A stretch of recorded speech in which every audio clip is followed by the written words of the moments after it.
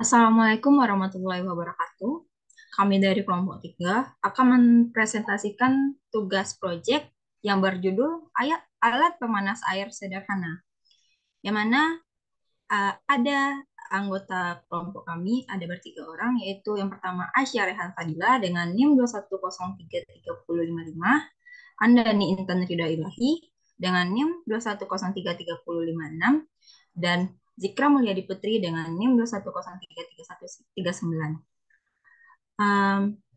Penyampaian latar belakang oleh saya sendiri, yaitu alat pemanas air elektrik yang beredar di pasaran, harganya masih cukup mahal, terutama untuk kalangan masyarakat dengan golongan ekonomi menengah ke bawah.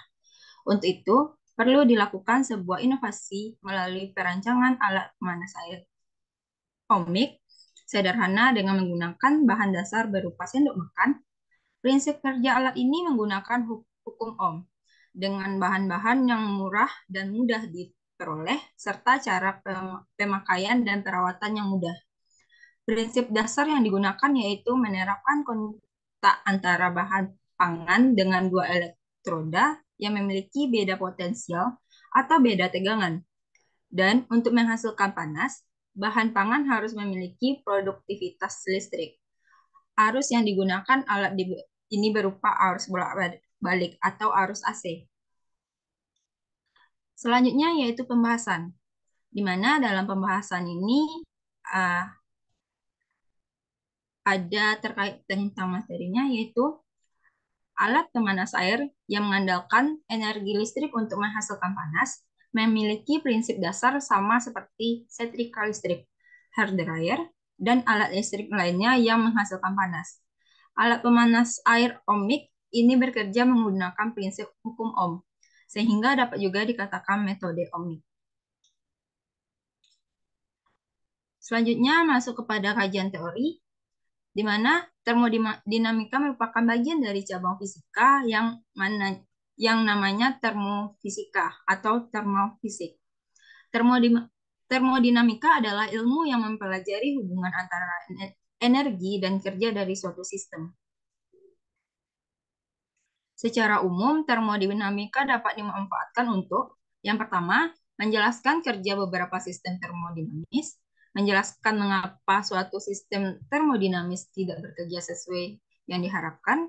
Yang ketiga, menjelaskan mengapa suatu sistem termodinamis sama sekali tidak mungkin dapat bekerja. Selanjutnya, yang terakhir yaitu landasan teoritis para insinyur perencana dalam mendesain suatu sistem termodinamis, misalnya motor bakar, pompa termal, motor roket, pusat pembangkit tenaga listrik, turbin gas, mesin pendingin, kabel transmisi superkonduktor, laser daya tinggi, dan mesin pemanas surya.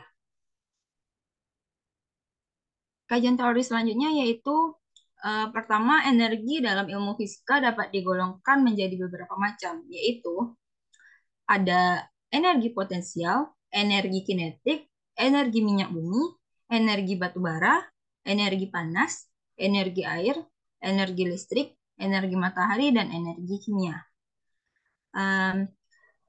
Hanya itu yang dapat saya sampaikan pada materi ini. Selanjutnya penyampaian materi kedua yaitu Aisyah Rehan Fadila. Kepada Aisyah dipersilakan. Baik, terima kasih kepada moderator. Untuk materi selanjutnya akan saya jelaskan mengenai energi panas yang merupakan salah satu bentuk energi yang sering dijumpai dalam kehidupan sehari-hari. Energi panas benda sebanding dengan getaran partikel dalam suatu materi. Jumlah panas yang dimiliki suatu benda adalah jumlah energi kinetik dari semua partikel yang bergerak dalam benda. Energi panas adalah suatu bentuk energi. Energi panas dapat melakukan usaha, misalnya meleburkan besi, mendidihkan air, dan energi panas disebut juga dengan kalor. Pada pembuatan alat pemanas air ini, diupayakan mampu untuk menekan biaya pemakaian listrik sebanding dengan alat pabrikan yang menggunakan elemen panas. Hal ini mengandung maksud bahwa dengan menggunakan daya yang sama, mampu untuk merebus air lebih cepat atau menggunakan daya yang lebih rendah, sehingga daya listrik yang diperlukan tidak terlalu banyak. Pemanasan ohmik sendiri mengambil prinsip dari hukum Ohm, yaitu hubungan antara tegangan, V0, arus listrik, dan tahanan. Hubungan ketiga besaran tersebut dapat dituliskan melalui persamaan I sama dengan F per R. Energi panas merupakan salah satu bentuk energi yang sering kita jumpai di kehidupan sehari-hari. Energi panas banding dengan getaran partikel dalam suatu materi. Jumlah panas yang memiliki suatu benda adalah jumlah partikel kinetik dari semua partikel yang bergerak dalam benda. Energi panas adalah suatu bentuk energi. Energi panas dapat melakukan usaha, misalnya meleburkan besi, mendidihkan air, dan energi panas disebut juga dengan kalor. Baiklah, selanjutnya saya akan menjelaskan mengenai perancangan alat. Adapun tujuan dari perancangan alat ini, yang pertama melakukan perancangan alat pemanas air, homik sederhana dengan menggunakan bahan dasar berupa sendok makan. Menerapkan kontak antara bahan pangan dengan dua elektroda yang memiliki beda potensial atau beda tegangan. Yang ketiga, memahami penggunaan alat pemanas air sederhana yang dapat digunakan sebagai menaikkan suhu. Yang ketiga, menyelidiki hukum yang berlaku pada alat pemanas air sederhana. Adapun alat dan bahan yang digunakan pada pembuatan alat pemanas air sederhana ini, untuk alatnya yang pertama gunting, lalu obeng plus dan min, kemudian solder dan timah. Kemudian untuk bahannya yang pertama ada sendok makan logam stainless steel 2, kemudian kabel 1 meter sebagai penghubung, isolasi satu piece, stiker 1 piece, limbah kayu sebagai pegangannya, wadah untuk yang digunakan untuk sebagai bahan isolator lain. Baiklah, untuk mungkin sekian dari hasil presentasi saya kembalikan kepada moderator.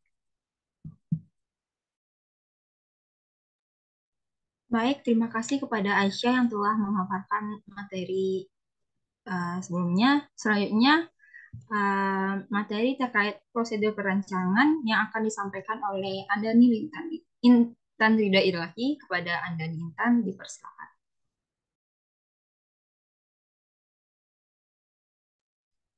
Baik, terima kasih moderator. Baiklah, di sini saya akan menjelaskan tentang prosedur perancangan. Nah, prosedur perancangan ini yaitu mekanisme kerja alat pemanas air ohmik sederhana, yaitu pertama memasukkan air ke dalam wadah pemanas, kemudian wadah pemanas harus dipastikan terbuat dari bahan isolator sehingga lebih aman jika terjadi kontak dengan kulit. Selanjutnya menghubungkan stiker pada sumber tegangan. Kemudian prosedur perancangan alat pemanas air sederhana adalah sebagai berikut. Yang pertama, perancangan alat pemanas air sederhana. Kemudian pada tahap ini dilakukan perancangan alat dengan langkah-langkah sebagai berikut, yaitu persiapan elemen pemanas atau sendok makan untuk digabungkan dengan handle atau pegangan yang berbahan kayu limbah. Kemudian sendok makan dipasang ke batang kayu dengan diikat memakai lakban bening. Kemudian ikat sendok dengan kuat dan rapi. Kemudian ke koyak kulit kabel pada ujungnya sampai serabut tembaganya terlihat. Lalu lilitkan pada batang gagang sendok dengan kuat. Setelah itu ikat dengan lakban sampai kuat, rapat dan rapi. Kemudian lakukan langkah yang C pada ujung kabel satunya, lalu pasangkan pada stiker. Kemudian rapatkan bodi stiker dengan mengencangkan bautnya menggunakan obeng. Kemudian uji kelayakan alat pemanas air sederhana. Pada tahap ini dilakukan percobaan uji kelayakan alat untuk melihat keberhasilan alat dengan langkah-langkah sebagai berikut. Yang pertama, tuang air yang akan dipanaskan ke dalam wadah. Bisa memakai wadah dari logam, tetapi handle-nya harus dari bahan plastik. Lebih aman kalau pakai wadah dari plastik dan beling. Kemudian Masukkan ujung alat pemanas atau sendok makan ke dalam air sampai tenggelam. Kemudian colokkan stiker alat pemanas ke stop kontak sumber listrik. Kemudian tunggu dan biarkan beberapa menit sampai air mendidih. Dan kemudian setelah air mendidih, segera cabut stiker dari stop kontak.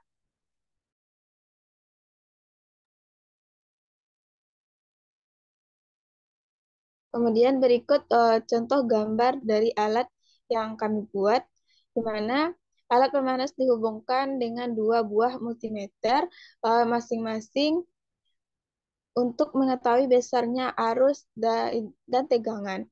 Selain itu, alat pemanas juga harus terhubung dengan termometer digital untuk mengetahui seberapa besar kenaikan suhu yang terjadi selama proses pemanasan. Nah, dapat disimpulkan bahwa pembuatan alat pemanas air sederhana menggunakan alat-alat yang sudah tidak terpakai.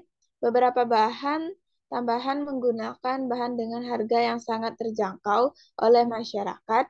Kemudian, khususnya masyarakat ekonomi menengah ke bawah. Dengan kata lain, untuk membuat alat ini tidak memerlukan biaya yang banyak. Dalam pembuatannya pun sangat mudah, orang awam bisa membuatnya sendiri. Tentu secara tidak langsung juga dapat mengurangi sifat konsumerisme masyarakat. Kemudian pembuatan alat pemanas air ini diupayakan mampu untuk menekankan biaya pemakaian listrik dibanding alat pabrik yang menggunakan elemen pemanas. Hal ini mengandung maksud bahwa dengan menggunakan daya yang sama, mampu untuk merebus air lebih cepat atau menggunakan daya yang lebih rendah sehingga biaya listrik yang diperlukan tidak terlalu banyak. Sekian penjelasan dari saya kembalikan kepada moderator. Baik, terima kasih kepada Anda nih Intan Rida Ilahi yang telah menyampaikan terkait dengan proses perancangan alat. Um, Mungkin hanya itu yang dapat kami paparkan terkait tugas proyek kami yang berjudul alat pemanas air sederhana. Jika ada kesalahan dalam penyampaian materi tadi, kami mohon maaf. Terima kasih. Assalamualaikum warahmatullahi wabarakatuh. Waalaikumsalam warahmatullahi wabarakatuh.